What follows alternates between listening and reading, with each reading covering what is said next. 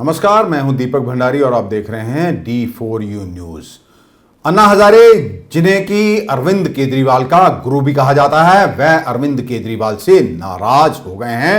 पहली बार उनकी ओर से अरविंद केजरीवाल को पत्र लिखा गया है। आपको बता दें कि अन्ना हजारे की ओर से ही भ्रष्टाचार के खिलाफ आंदोलन किया गया था और उसी आंदोलन के बाद आम आदमी पार्टी का जन्म हुआ है। हालांकि जब अरविंद केजरीवाल अन्ना हजारे के साथ आंदोलन में थे तो उन्होंने कई बार यह कहा था कि वह कभी राजनीति में नहीं आएंगे, लेकिन बाद में वह राजनीति में आ गए। अन्ना हजारे ने अरविंद केजरीवाल को जो पत्र लिखा है उसमें लिखा है कि कई दिनों से दिल्ली सरकार की शराब नीति को लेकर जो खबरें आ रही हैं उनसे मैं दुखी हूं। अन्ना ने यह भी लिखा है कि लोग सत्ता के लिए पैसे और पैसे के लिए सत्ता के घेरे में फंस गए हैं। यह उस पार्टी के अनुरूप नहीं है जो एक बड़े आंदोलन से निकली है। आपने अपनी पुस्तक स्वराज में बड़ी बड़ी बातें लिखी थी, लेकिन आपके आचरण पर उसका असर नहीं दिख रहा है।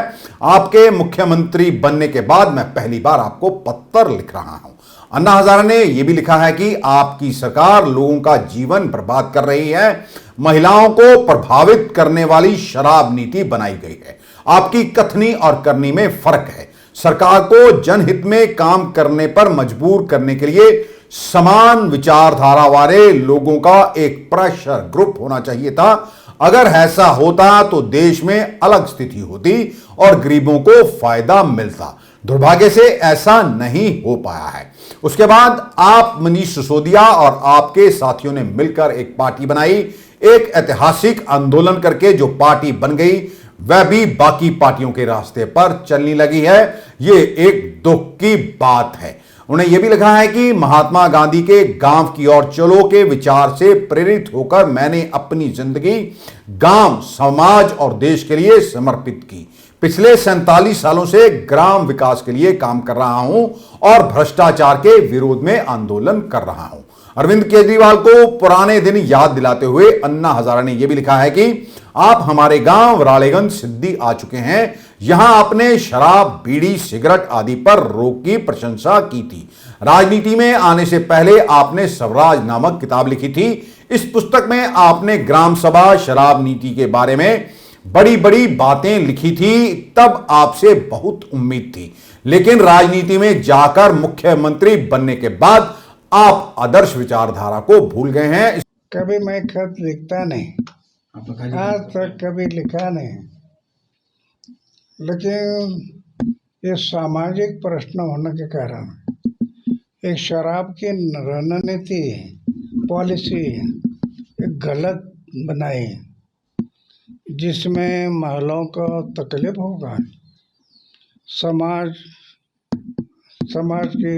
समाज में प्रदूषण बढ़ेगा और हमारी युवा शक्ति जो राष्ट्र शक्ति है वो युवा शक्ति बर्बाद हो जाएगी। इसलिए मैंने उसको लिखा। इसके बाद अरविंद केजरीवाल का भी जवाब आया है।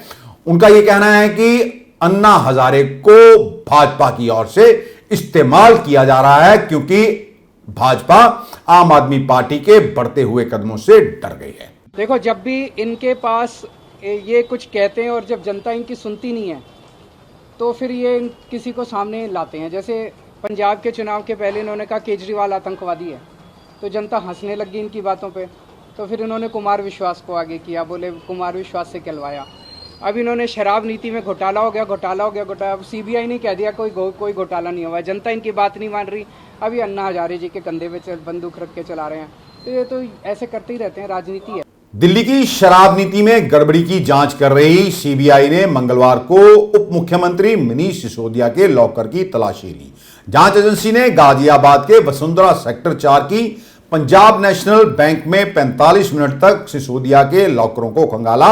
इस दौरान मनीष सिसोदिया और उनकी पत्नी भी वहां पर मौजूद थी।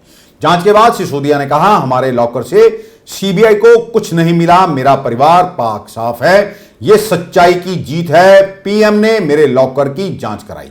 मुझे 2-3 महीने से जेल भेजने की साजिश हो रही है। जांच से एक दिन पहले यानी सोमवार को भी मनीष सिसोदिया ने ट्वीट करके यही बात कही थी।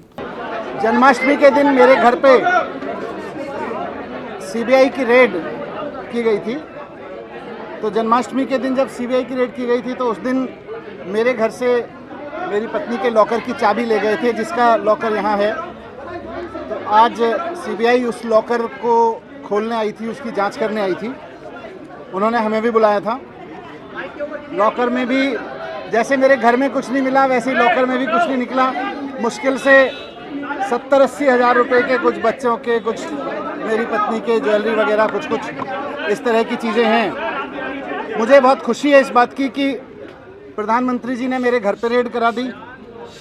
प्रधानमंत्री जी ने मेरे घर की पूरी छानबीन करा के, तलाशी करा दी, वहाँ से भी कुछ नहीं निकला। आज प्रधानमंत्री जी ने सीबीआई भेज के मेरे लॉकर की जांच भी करा ली, उसमें से भी कुछ नहीं निकला। यही इस बात का सबूत है कि आज प्रधानमंत्री जी की सारी जांच में मैं और मेरा परिवार पाक साफ निकले हैं। प्रधानमंत्री जी की पूरी सारी जांच में एकदम क्लीन चिट है। कहीं कुछ ऐसा चीज़ नहीं है जिसको ये कह सके ये क्यों है, ये क्या है, ये कैसे है। कहीं एक पैसे का क्वेश्चनेबल कुछ नहीं है। तो मुझे अपनी सच्चाई पे भरोसा है, मुझे ईश्वर पे भरोसा है कि सच्चाई का साथ देके कोई दिक्कत नहीं होगी। सीबीआई ने आज भी, जैसे मैंने पहले भी कहा था, सीबीआई के सभी ऑफिसर्स ने आज बहुत अच्छे से व्यवहार किया मेरे साथ, मेरे परिवार के साथ में, और हमने भी पूरा कोऑपरेट किया। मैं जानता हूँ ये भी लोग अनऑफिशियली तो मानते हैं कि सब संतुष्ट हैं, कुछ नहीं है, लेकिन कहीं ना कहीं इनके ऊपर भी दबाव है कि भाई कुछ भी निकालो, कुछ भी करो, लेकिन 2-3 महीने के लिए तो इसको जेल में डालो। उधर भाजपा ने भी इस पर पलटवार किया है और कहा है कि एक तरफ सिसोदिया अपने ऊपर हो रही कार्रवाई के पीछे भाजपा का हाथ बता रहे हैं, उधर वहीं दिल्ली सरकार पर शराब घोटाले के बाद शिक्षा घोटाला करने का आरोप भी भाजपा की ओर से लगाया गया है। भाजपा नेता मनोज तिवारी का कहना है कि दिल्ली में शिक्षा और शराब घोटाला भ्रष्टाचार के ट्विन टावर हैं। दिल्ली की जनता जानना चाहती है कि केजरीवाल घोटालों में शामिल मंत्रियों से कब इस्तीफा मांगेंगे। आम आदमी पार्टी अरविंद केजरीवाल गैंग के भ्रष्टाचार की भूख ऐसी है साथियों, जो खत्म होने का नाम ही नहीं ले रही है। अभी दिल्ली के लोगों को ऐसा प्रतीत होने लगा है कि ये लोग आम आदमी पार्टी के सरकार में न तो खजाना सुरक्षित है और न ही दिल्ली के स्कूलों में पढ़ने वाले बच्चे सुरक्षित हैं। अभी तो शराब घोटाले की जांच चल ही रही है, इसकी कड़ियां जोड़ने में एजेंसीज लगी ही हुई है। ऐसे भ्रष्टाचारियों को सजा मिले, ऐसे भ्रष्टाचारियों को अपने पदों पे न रखा जाए, अभी इसकी लड़ाई तो चल ही रही है। चार्जशीट आनी अभी बाकी ही है। तब तक हमें शिक्षा के विभाग में भी एक बड़े घोटाले का सामने दर्शन हो गया है। जो कमरा बन सकता है 5 लाख में, वो इन्होंने बनाया 33 लाख में। और ये हम नहीं कह रहे, ये रिपोर्ट है। इस रिपोर्ट को पढ़ने के बाद कोई भी चौंक जाएगा कि जिस शिक्षा की बात करते हैं उसका देखिए स्थिति क्या है। इसी को लेकर भाजपा के राष्ट्रीय महासचिव तरुण चुग ने भी ट्वीट किया और लिखा है कि केजरीवाल को अब आम आदमी पार्टी के चुनाव चिन्ह झाड़ू की जगह दारू रख देना चाहिए। पंजाब में एक और घपला सामने आया है। इस बार पंजाब की कई कल्याणकारी योजनाओं में धांधली होने की खबर सामने आई है। वित्त विभाग के विशेष ऑडिट में इस खुलासे के बाद अब सरकार लगभग 80 करोड़ रुपए की वसूली करने जा रही है। सूबे की शगुन स्कीम और विभिन्न योजनाओं में जरूरतमंदों को आर्थिक मदद दी गई है। हैरानी की बात यह है कि इनमें से कुछ ऐसे लाभार्थी भी हैं जिनकी की मौत हो चुकी है। पंजाब में एक के बाद एक भ्रष्टाचार के मामले उजागर हो रहे हैं। किस तरह पुराने जो पहले मंत्री रह चुके हैं उन्होंने किस तरह लूट मचा रखी थी। कई जो हैं पूर्व मंत्री सलाखों के पीछे हैं और कईयों को भेजने की तैयारी की जा चुकी है। और गिरफ्तारी के डर से ऐसा कहा जा रहा है कि कुछ पूर्व मंत्री कांग्रेस को छोड़कर भाजपा का दामन थाम सकते हैं। पंजाब वित्त विभाग की ओर से हाल ही में एक विशेष ऑडिट की रिपोर्ट उजागर की गई, जिसमें Punjab building and other construction works.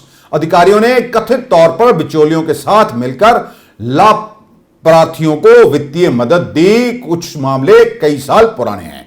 अभी तक आरोपी जो इसके दोषी माने जाते हैं उनके खिलाफ कोई कार्रवाई नहीं की गई है। आपको यह भी बता दें, पहले भी कई बार ऐसे मामले सामने आते रहे हैं कि जिन लोगों को जरूरत ही नहीं होती थी उन्होंने नीले कार्ड बना लिए और उन गरीबों का अनाज वह खाते रहे।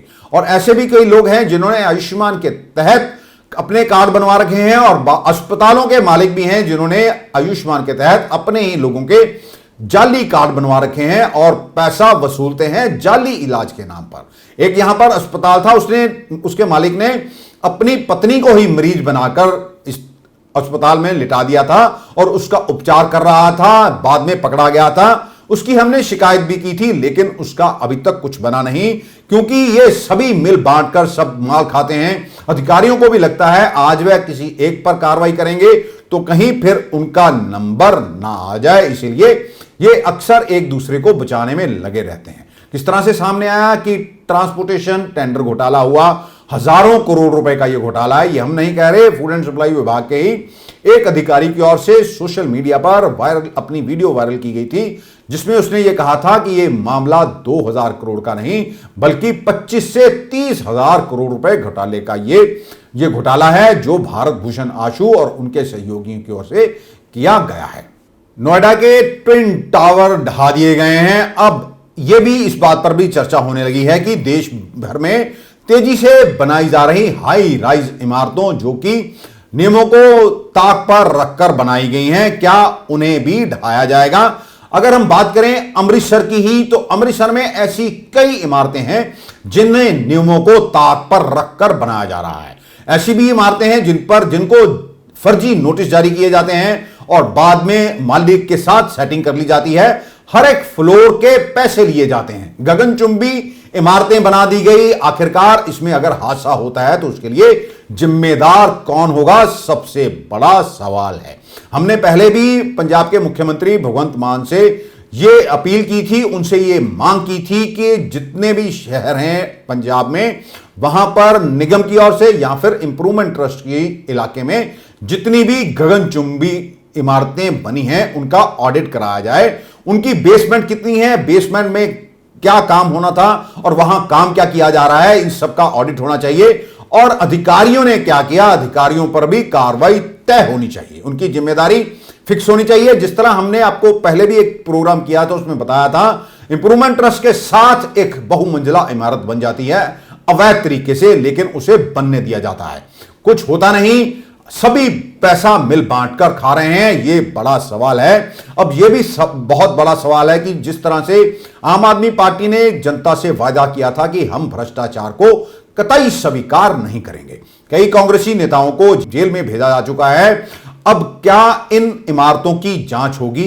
क्या कोई वन टाइम सेटलमेंट पॉलिसी बनेगी, जुर्माना लगेगा, या फिर अधिकारियों को केवल चार्जशीट करके ही इतिश्री कर ली जाएगी? रांची में 29 साल की एक आदिवासी दिव्यांग महिला से दरिंदगी का मामला सामने आया है। उसे 8 साल से एक रिटायर्ड आईएएस अधिकारी और उसकी पत्नी की ओर से घर में कैद करके रखा गया था। पीड़ित का नाम बताया जा रहा है सुनीता है और उससे भरपेट खाना भी नहीं दिया जाता था। राड से उसे पीटा जाता था, गर्म तवे से जलाया जाता था। फिलहाल उसे कैद से छुड़ाकर रांची के अस्पताल में भर्ती करवा दिया गया है।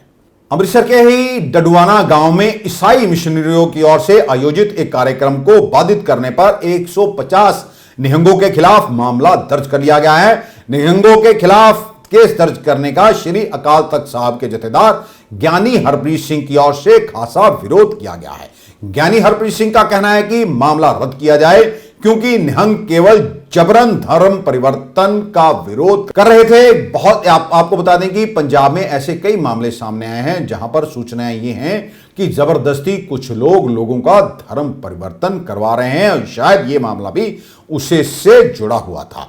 ज्ञानी हरप्रीत सिंह का यह भी कहना है कि पादरी के रूप में पहचाने जाने वाले एक स्थानीय ईसाई नेता की शिकायत पर निहंग नेता बाबा मेजर सिंह और उनके लगभग 150 समर्थकों पर मामला दर्ज किया गया है, जो कि बेबुनियाद है। ਕਿੰਨੇ ਪਾਸਟਰ ਪੰਜਾਬ ਦੀ ਧਰਤੀ ਦੇ ਉੱਤੇ ਜਿਹੜਾ ਇਹ ਪਖੰਡਵਾਦ ਦਾ ਡਰਾਮਾ ਰਚ ਰਹੇ ਹੈ, ਇਹਨਾਂ ਤੇ ਕੋਈ ਵੀ ਸਰਕਾਰ ਜਿਹੜਾ ਹੈ ਐਕਸ਼ਨ ਲੈਣ ਦੇ ਲਈ ਜਿਹੜਾ ਉਹ ਤਿਆਰ ਨਹੀਂ ਹੈ, ਵੋਟਾਂ ਦੀ ਰਾਜਨੀਤੀ ਕਾਰਨ। ਨਿਹੰਗ ਸਿੰਘਾਂ ਵੱਲੋਂ ਪਿਛਲੇ 6 ਮਹੀਨਿਆਂ ਤੋਂ ਪੁਲਿਸ ਨੂੰ ਦਰਖਾਸਤਾਂ ਦਿੱਤੀਆਂ ਜਾ ਰਹੀਆਂ ਸੀ ਕਿ ਸਾਡੇ ਇਲਾਕਿਆਂ ਦੇ ਵਿੱਚ ਇਹ ਲੋਕ ਜ਼ਬਰੀ ਧਰਮ ਪਰਿਵਰਤਨ ਕਰ ਰਹੇ ਨੇ, ਲੋਕਾਂ ਨੂੰ ਗੁੰਮਰਾਹ ਕਰ ਰਹੇ ਨੇ, ਲੇਕਿਨ ਪ੍ਰਸ਼ਾਸਨ ਵੱਲੋਂ ਕੋਈ ਵੀ ਇਹਨਾਂ ਦੇ ਖਿਲਾਫ ਜਿਹੜੀ ਆ ਉਹ ਕਾਰਵਾਈ ਨਹੀਂ ਕੀਤੀ। ਸਿੱਖ ਕਿਸੇ ਦੇ ਧਰਮ ਦੇ ਖਿਲਾਫ ਨਹੀਂ ਹੈ, ਨਾ ਕਿਸੇ ਦੇ ਧਰਮ ਦੀਆਂ ਮਾਨਤਾਵਾਂ ਦੇ ਖਿਲਾਫ ਹੈ, ਸਿੱਖ ਪਖੰਡਵਾਦ ਦੇ ਖਿਲਾਫ ਹੈ, ਚਾਹੇ ਉਹ ਸਿੱਖਾਂ 'ਚ ਕਿਉਂ ਨਾ ਹੁੰਦਾ ਹੋਵੇ। ਤੇ ਜਦੋਂ ਆਪਣੇ ਪੱਧਰ ਦੇ ਉੱਤੇ ਕੁਝ ਨਿਹੰਗਾਂ ਸਿੰਘਾਂ ਨੇ ਉਹਨਾਂ ਨੂੰ ਰੋਕਣ ਦਾ ਯਤਨ ਕੀਤਾ, ਜਦੋਂ ਪ੍ਰਸ਼ਾਸਨ ਨੇ ਗੱਲ ਨਾ ਸੁਣੀ, ਸਰਕਾਰ ਦੇ ਕੰਨਾਂ ਤੇ ਜੂੰ ਨਾ ਸਰਕੀ, ਤੇ ਜਦੋਂ ਨਿਹੰਗਾਂ ਸਿੰਘਾਂ ਨੇ ਆਪਣੇ ਪੱਧਰ ਦੇ ਉੱਤੇ ਇਹਨਾਂ ਦੇ ਇਸ ਚਰਚਾ ਪ੍ਰੋਗਰਾਮ ਨੂੰ ਰੋਕਣ ਦਾ ਯਤਨ ਕੀਤਾ, ਜਿਹਦੇ ਵਿੱਚ ਨਾਚ ਗਾਣੇ ਚੱਲ ਰਹੇ ਸੀ, ਦੰਭ ਫਲਾਇਆ ਜਾ ਰਿਹਾ ਸੀ, ਪਖੰਡ ਫਲਾਇਆ ਜਾ ਰਿਹਾ ਸੀ, ਤੇ ਰਾਤ ਪਤਾ ਲੱਗਿਆ ਕਿ ਇਹਨਾਂ ਨਿਹੰਗਾਂ ਸਿੰਘਾਂ ਦੇ ਉੱਤੇ ਕੋਈ 150 ਦੇ ਕਰੀਬ ਸਿੱਖਾਂ ਦੇ ਉੱਤੇ ਪਰਚੇ ਜਿਹੜੇ ਆ 295 ਧਾਰਾ ਤਹਿਤ ਜਿਹੜੀ ਆ ਉਹ ਦਰਜ ਕਰ ਦਿੱਤੇ ਗਏ, ਜੋ ਬਹੁਤ ਮੰਦਭਾਗਾ ਹੈ। ਪੰਜਾਬ ਦੀ ਧਰਤੀ ਦੇ ਉੱਤੇ ਜ਼ਬਰੀ ਧਰਮ ਪਰਿਵਰਤਨ ਜਿਹੜਾ ਹੈ ਉਹ ਕਿਸੇ ਕੀਮਤ ਦੇ ਉੱਤੇ ਬਰਦਾਸ਼ਤ ਨਹੀਂ ਕੀਤਾ ਜਾਊਗਾ। ਤੇ ਮੈਂ ਸਮਝਦਾ ਪੰਜਾਬ ਦੇ ਵਿੱਚ ਮੁੜ ਕੇ ਫਿਰ ਫਿਰਕੂ ਰੰਗਤ ਦੇ ਕੇ ਇੱਕ ਜ਼ਹਿਰ ਭਰੀ ਨਫ਼ਰਤ ਦੇ ਨਾਲ ਪੰਜਾਬ ਦਾ ਮਾਹੌਲ ਗੰਦਾ ਕਰਨ ਦਾ ਇੱਕ ਹੀਹਾ ਕੀਤਾ ਜਾ ਰਿਹਾ। ਬਹੁਤ ਸਾਰੇ ਬਾਰਡਰ ਏਰੀਆ ਦੇ ਵਿੱਚ ਫੋਕੇ ਭਰਮਾਂ ਵਹਿਮ ਤਹਿਤ ਲੋਕਾਂ ਨੂੰ ਸਿਖਾਇਆ ਜਾ ਰਿਹਾ। ਔਰ ਸਭ ਤੋਂ ਜਿਹੜੀ ਮੈਂ ਸਮਝਦਾ ਇੱਕ ਅੱਜ ਟੈਲੀਵਿਜ਼ਨ ਤੇ ਵੀ ਚਰਚਾ ਬੜੇ ਨਾਮ ਜ਼ੋਰ ਨਾਲ ਚੱਲ ਰਹੀ ਆ ਕਿ ਅੱਜ ਕੀ ਕਾਰਨ ਆ ਕਿ ਸਿੱਖ ਦੇ ਸਰੂਪ ਨੂੰ ਜੇ ਕੋਈ ਈਸਾਈਅਤ ਨੂੰ ਪ੍ਰਭਾਵਿਤ ਵੀ ਕਰਦਾ, ਉਹਦਾ ਸਰੂਪ ਉਹੋ ਜਿਹਾ ਰੱਖਿਆ ਜਾਂਦਾ, ਉਹਦੇ ਨਾਂ ਨਾਲ ਕੌਰ ਜਾਂ ਸਿੰਘ ਨਹੀਂ ਕੱਟਿਆ ਜਾਂਦਾ। ਇਹ ਇੱਕ ਬੜੀ ਵੱਡੀ ਸਾਜ਼ਿਸ਼ ਆ, ਕਿਉਂਕਿ ਸਾਡੇ ਸਿੱਖ ਵੀਰ ਵੀ ਕਈ ਵਾਰੀ ਗੁੰਮਰਾਹ ਹੋ ਜਾਂਦੇ ਆ, ਪਰ ਇਹਦੇ ਪਿੱਛੇ ਸਾਜ਼ਿਸ਼ ਧਰਮ ਪਰਿਵਰਤਨ ਦੀ ਨਹੀਂ, ਇਹ ਇੱਕ ਲੋਕਾਂ ਨੂੰ ਫੋਕੇ ਵਹਿਮਾਂ ਭਰਮਾਂ 'ਚ ਪਾ ਕੇ ਆਪਣੇ ਵੱਲ ਨੂੰ ਪ੍ਰੇਰਿਤ ਕਰਨ ਦੀ ਸਾਜ਼ਿਸ਼ ਆ।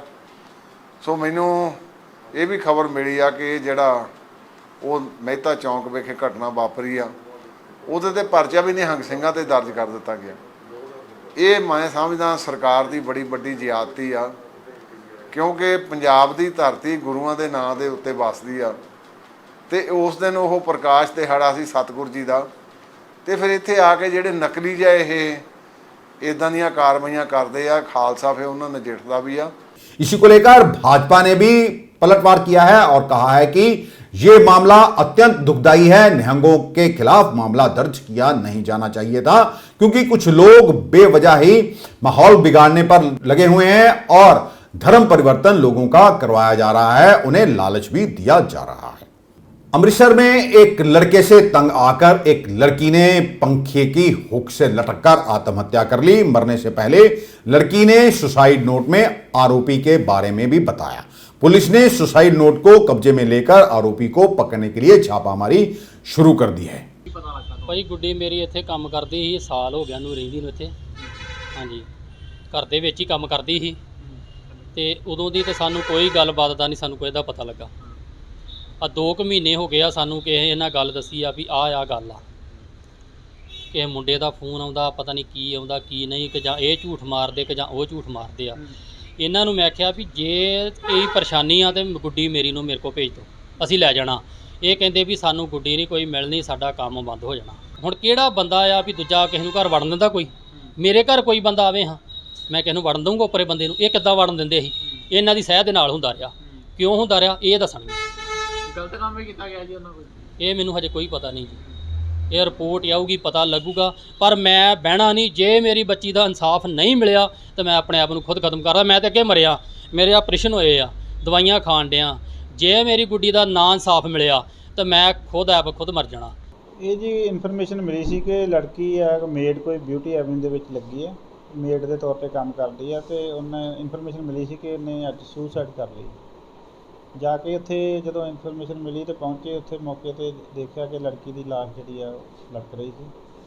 उन्होंने फादर साहब ने जिस तरह भी बयान दिते उहदे मुताबिक आशू नाम का कोई लड़का है, उहदे खिलाफ जी उन्हें कहा कि तंग परेशान करता है, उस तो मैं दुखी होकर जी सुसाइड की।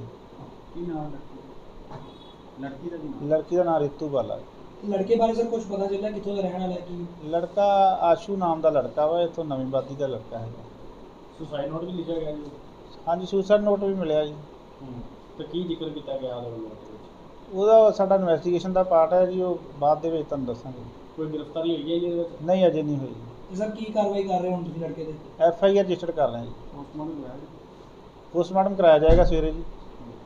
2018 में अमृतसर में जिस चौड़ा फाटक पर दशहरे वाले दिन में हादसा हुआ था, दर्जनों लोग ट्रेन से कटकर मर गए थे, वह फाटक, उस फाटक की हालत आज भी वैसी की वैसी है। रोजाना खुले फाटक से ही ट्रेन गुजर रही है। सोमवार की शाम को भी खुले फाटक से ही ट्रेन गुजर गई। हालांकि इस हादसे को बचा लिया गया है। ट्रेन को गुजरने से पहले ही गार्ड ने रुकवा दिया। आलम यह था कि एक कर्मी फाटक से गुजर रहे वाहनों को हटाने में जुटा रहा, लेकिन भीड़ अधिक होने के कारण ट्रेन को ही ब्रेक लगानी पड़ी। लेकिन लोग नहीं माने। खुले फाटक से ट्रेन के गुजरने का वीडियो वायरल हो रहा है। एक्साइज एंड टैक्सेशन विभाग की ओर से अमृतसर के नॉवेल्टी स्वीट्स पर रेड की गई। जानकारी के मुताबिक ये रेड देर रात तक चलती रही और अभी तक इसकी सूचना नहीं मिली है कि इसमें इस रेड के दौरान किस एक्साइज वालों को कुछ मिला भी या फिर नहीं।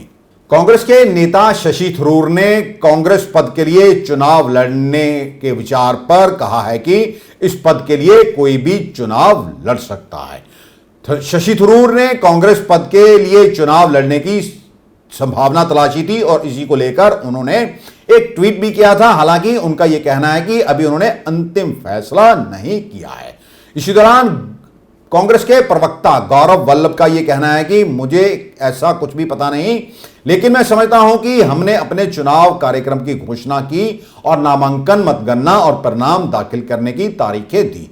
चुनाव कार्यक्रम में सभी तारीखों का जिक्र किया गया है।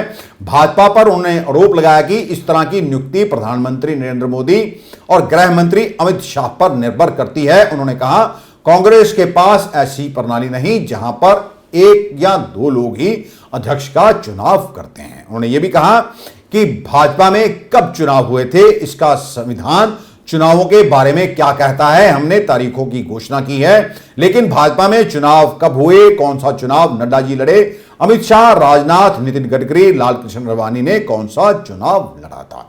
आपको बता दें कि 17 अक्टूबर को कांग्रेस के अध्यक्ष का चयन होना है। इसके लिए वोटिंग की जानी है और 19 अक्टूबर को नतीजे सामने आएंगे। I am not aware of anything like that, ma'am. I'm coming to that. I'm coming to that.